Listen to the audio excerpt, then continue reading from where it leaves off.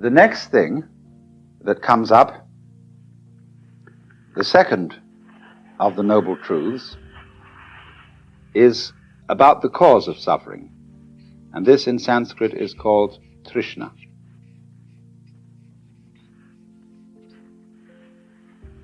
Trishna is related to our word thirst.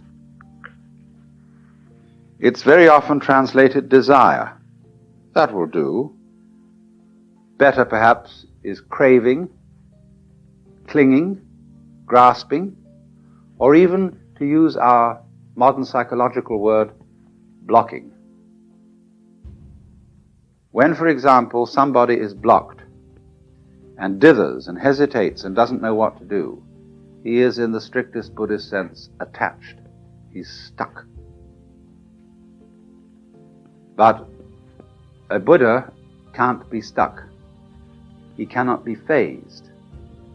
He always flows, just as water always flows, even if you dam it. The river just keeps on getting higher and higher and higher until it flows over the dam. It's unstoppable.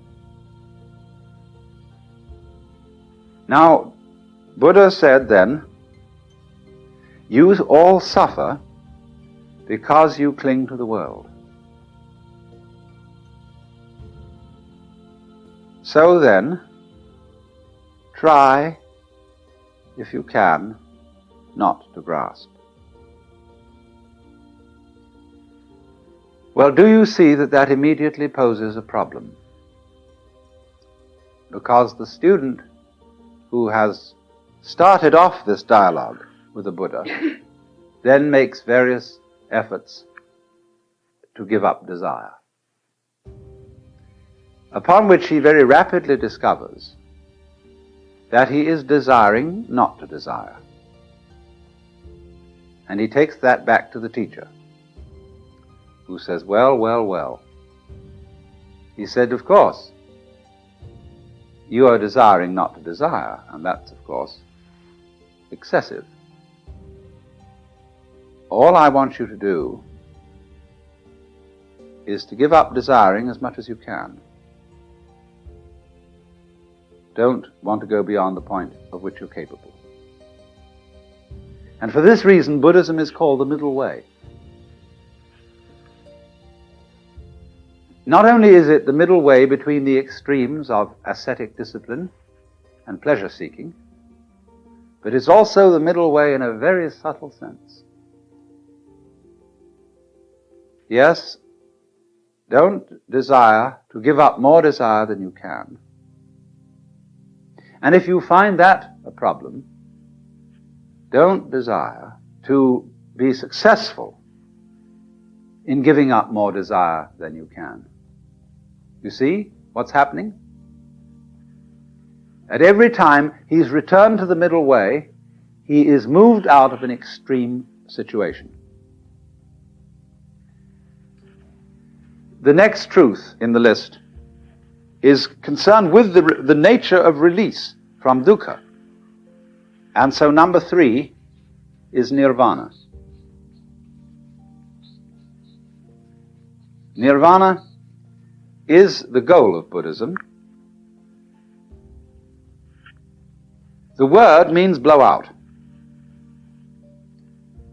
And it comes from the root nivritti. Now, some people think that what it means is blowing out the flame of desire. I don't believe this. I believe that it means breathe out rather than blow out. Because if you try to hold your breath, and in Indian thought, prana, breath, is the life principle. If you try to hold on to life, you lose it. You can't hold your breath and stay alive. It becomes extremely uncomfortable to hold on to your breath. And so in exactly the same way, it becomes extremely uncomfortable to spend all your time holding on to life. What the devil is the point of surviving, going on living, when it's a drag? But you see, that's what people do. They spend enormous efforts on maintaining a certain standard of living, which is a great deal of trouble. You know, you get a nice house in the suburbs, and the first thing you do is you plant a lawn. You've got to get out and mow the damn thing all the time.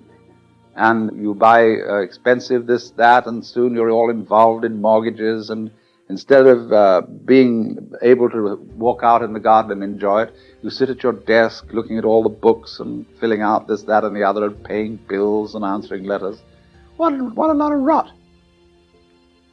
But you see, that is holding on to life.